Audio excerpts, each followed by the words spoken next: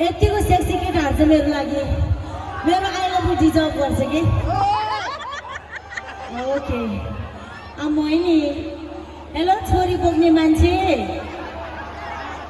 ओ त्यो पछाडि छोरी बोकेको मान्छे हेलो मलाई पनि त्यस्तै छोरी चाहियो बाबा